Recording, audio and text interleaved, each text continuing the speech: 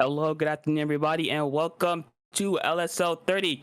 I am Topic, along with Chili Boy, here to commentate a couple rounds, get you all started, and hopefully get a good day of Splatoon going. Yeah, really looking forward to being here with you, Topic, and seeing the talent on display. Really enjoying how much the scene seems to have been growing, and yeah, ready to see what the kind of fresh blood is bringing and what strategies people use, especially with the recent patch, which feels like it's switched the game up quite a bit. Yeah, it did. And for anyone new to LSL, this is a lower level tournament meant for anyone losing divisions 7 through 9 for a chance for them to come to the scene, have a good way of testing their testing their skills and be able to build experiences through tournament play. Yeah, and it's so good to have these opportunities and for people to come together, get more experience in the scene, get more experience in a kind of tournament environment, practicing all those skills, refining strategies, and yeah, and learning as you go. I mean, me and you, Topic, we've both been on that grind, haven't we? We've both dipped in and out of competitive at different times, and I know for me, getting that tournament experience and just learning through kind of playing and winning and losing and yeah, reflecting was a huge part in kind of what helped me to grow and get better at the game. So it's going to be brilliant to see what people bring, and taking part is, you know, so important. Even if you don't make it all the way through into the top, the experience is going to be, you know, crucial in leveling up your game. Yeah, I agree. Having just being able to come to tournaments with your friends, your teammates, being able to just, even if it's your first tourney, having a good experience, makes you want to come back, try again, and grind harder, and just, get better. But anyways, I think we should introduce the first round. The first round we have This Is Fine versus TBD, two really creative names. But for the first game, we're going to Clan Blitz on Mako Mart. And Chili, what would you expect to see on this map? First of all, just on the names, we can always count on the Splatoon community for that, can't we? In terms of creative. Yeah, we can't. We good can't. meme names. But yeah, Clan Blitz on Mako. I mean, Mako and Mart, hopefully a map that people have a level of familiarity or experience with if they've played kind of previous Splatoons. I think it's a really balanced map in general, where you can have a good balance of kind of offensive weapons and the more long range. But I think with Clan Blitz in particular, you're going to want a kind of more aggressive, kind of coordinated, synergized squad. So I'd expect a good kind of mix of skirmishing weapons and frontliners, and just, basically kind of creative offensive synergies where people can apply a lot of pressure on, because it's not the largest map. There's going to be a lot of kind of engagements, and if you go too long range, I think I've tended to see teams get quite overrun. But that's kind of just my experience. What are your thoughts? Yeah, so I want to go off that most recent patch we just had, where a big part was the nerfs. Like the machine nerf was massive, the stamper nerf was massive. Two very popular weapons on this map. So I would expect to see like the regular bucket, because if you remember the most recent tournament, the NA qualifier, we saw a lot of still splashes was still very popular. We saw a lot of buckets. We saw still stampers, but very little of them. Maybe the new weapons like the S Blast, which has kind of risen in popularity. Yeah, because risen in popularity, that short range mode, be able to hide around or shoot around corners. Long range mode, being able to chase down opponents. I think a couple of those weapons will very much likely help on this map. Also, you said range, ballpoint, be able to switch modes from long to short range could help. Also, the Kraken with the heavy deco. Both of those things could really, help set up a zone of control and allow a team to push forward. Definitely, I like that observation in terms of the more long range choices in the ballpoint and the heavy, because they both have at least a kind of a layer of movement to them. They have the option of playing a more kind of anchor position, but they can also really move up and aggress and have that flexibility. Especially now that the Splat Link has Kraken again, I think that's a nostalgic kind of composition and a throwback, but a very strong choice as well. The machine nerf has been huge, actually. The machine being a weapon that was kind of in every composition because it was just so strong on every map prior to the nerf. It's still got a place in the game for sure, but definitely not on the kind of level it used to be. I've actually seen a lot of Splatana wipers go on a tear on on Mako, and mainly with the torpedo variant still, just because it's so good at harassing. And thinking in general as well. Like triple link strike is really good at getting people off the kind of blocks as well. So I would expect to see a triple link strike presence in the comp. Of course, Inkjet as well is absurd right now. So I'd be amazed if we don't have an Inkjet on each team. Yeah, speaking of Inkjet, also what this patch did, it was buff Bubbler. So it now takes more Inkjet strikes than just 2 to break it. So I would not be surprised if we saw a bubble at the by the basket in order to, you know, protect from either Inkjet, to protect from Tri-Strike. So it takes at least 2 Tri-Strikes to break the bubbler now. So I expect to see that. As you said, you've seen a lot of Wiper, correct? Yeah, Wiper, and I guess there's kind of a sense with when we first heard that the Wiper Deco had missiles that would just completely replace vanilla Wiper, but it really hasn't. The torpedo is such a crucial part in the Wiper's kit in a way, in allowing certain offensive play. So if you want to have that really aggressive QR style Wiper, you need the vanilla kit. Oh, so unfortunately, it looks like TBD took too long to get their 4th member in Classic NA, tournament. So we will instead be moving on to Game 2, a much bigger map and much different mode, which is going to be Splat Zones. I guess this is the other part of learning to compete in tournaments and getting tournament experience, isn't it? Is being punctual and being organised. But it's always a bit of a meme in the Splatoon community. Being structured and time boundary, that is a really good thing to learn if you plan to regularly compete and grind. But hey, Splat Zones Museum, I mean, this is a map that has been in the game for a very, very long time, and I enjoy this one because I don't think the zone is the easiest thing to take, and I love all of the kind of pressure that is involved in contesting the main spinny the platform kind of in the center, because it's very, very hard actually to get onto enemy plat. You need a good numbers advantage to be able to then use that raised platform to get onto their plat, or you just need some good creative use of specials. So I think Museum to me tends to be a match where people take quite a long time to feel each other out, but then if you get a wipe and people start getting on your plat, it feels very hard to recover from there. Yeah, I feel like for me personally, I like Museum because of the variety of ways to get in the map, get in the middle, right? So you have, from your spawn, you have that immediate right side flank. You can drop down from your plat in a variety of different directions. You can go from the left side, by the statue on the left side.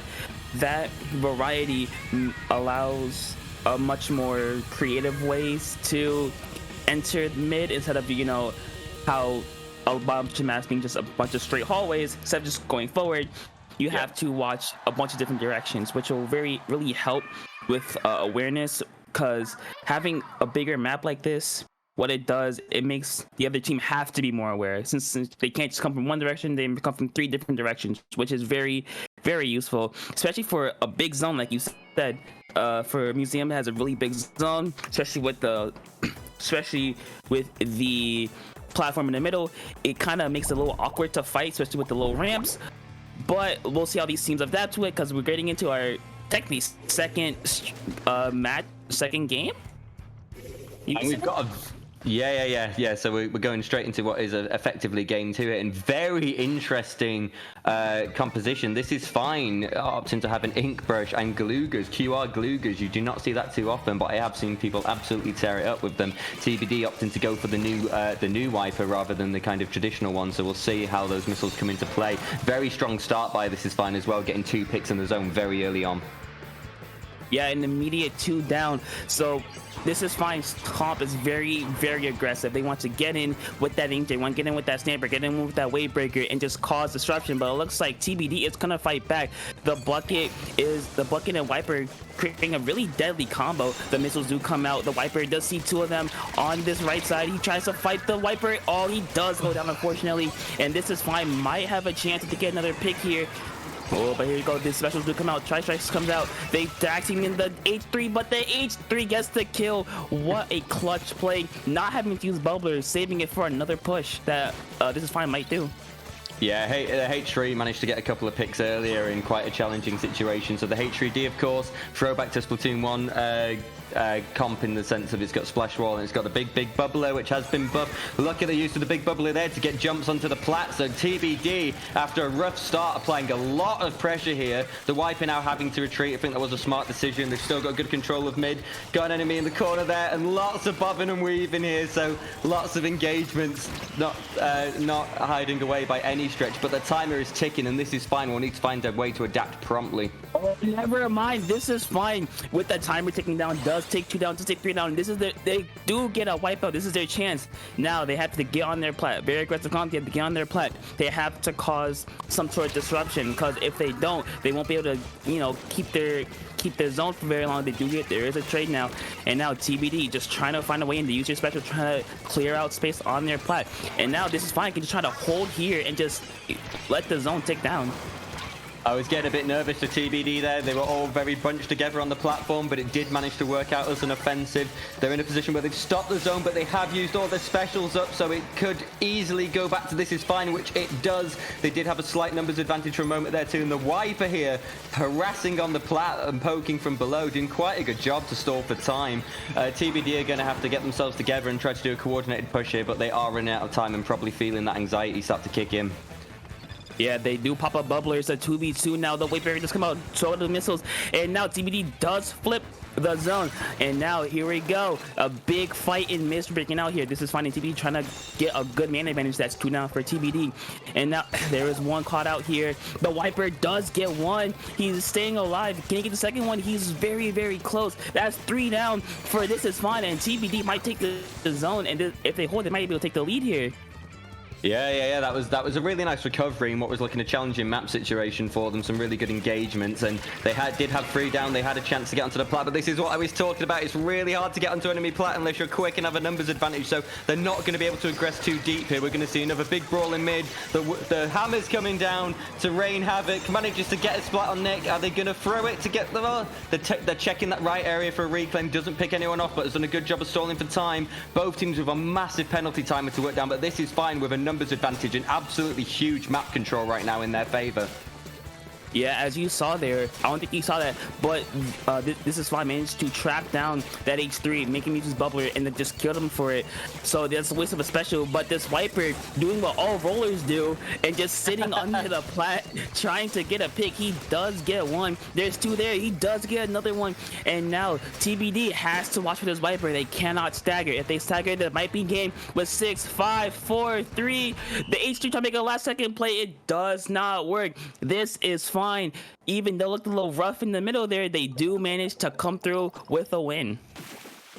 Yeah, very, very impressive showing from This Is Fine there. I think TBD had such a strong start. We saw some really good offensive plays and measures, but it felt like once This Is Fine had really good control of mid, the TBD got a little panicky. They got quite fixated on the zone specifically, with maybe not as much thought as to where the players were, and that Wiper.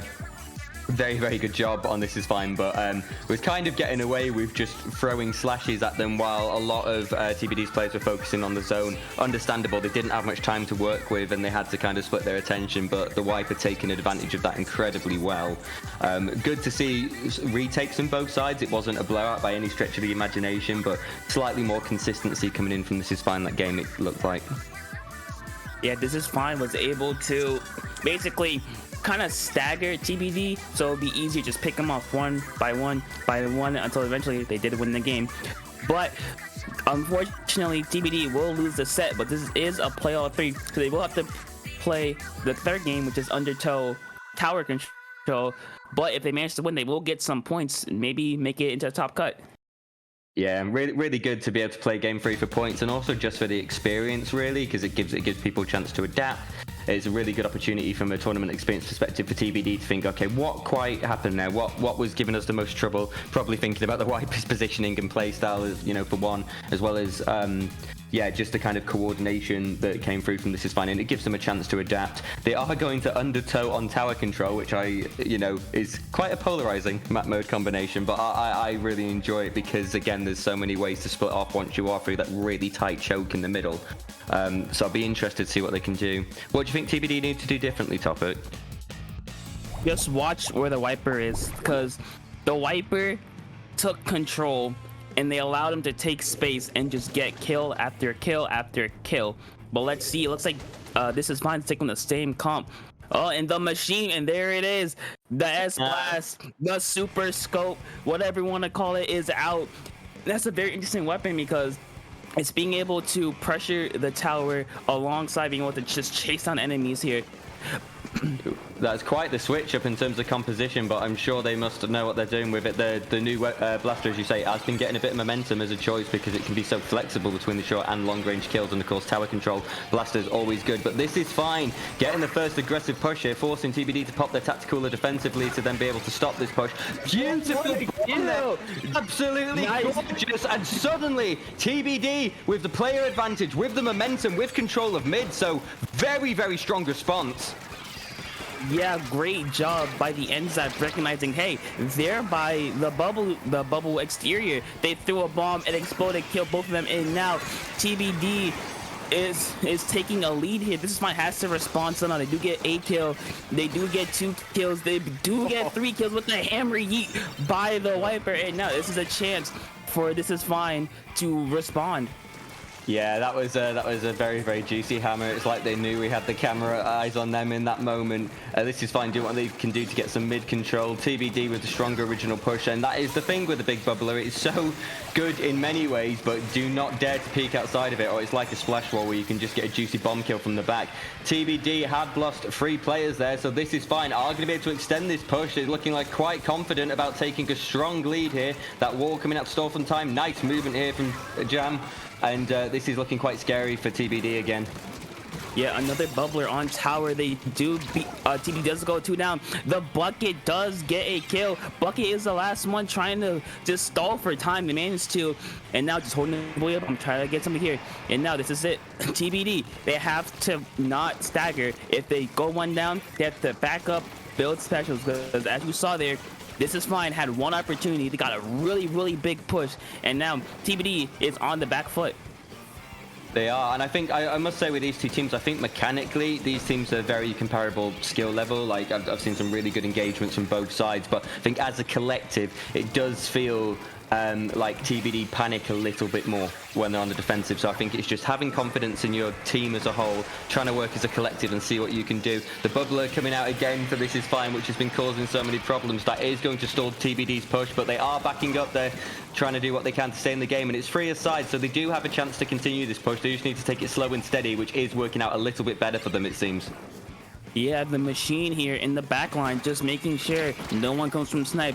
And now the S-Blast on tower, trying to just clear space. He doesn't. The Guga gets a kill. And now the Wiper gets a kill. The Booyah Bomb comes out. That's 3.